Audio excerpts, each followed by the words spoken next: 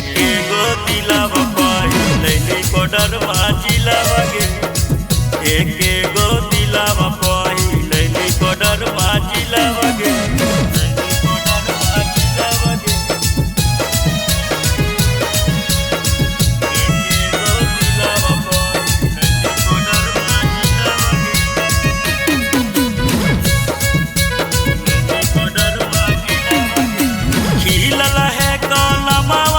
झारखंड के किलावा गे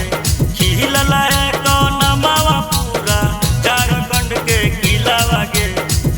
एके गो दिलावा पहिलैली बगोदर जिलावा गे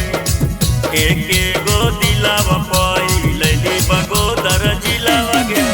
रोमियो दिली बाबा के पागल कैली सिलावा गे रोमियो दिली बाबा के पागल कैली सिलावा गे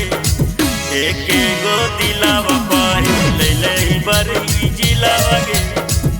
एके गो दिलावा पहिलैली बरही जिलावा गे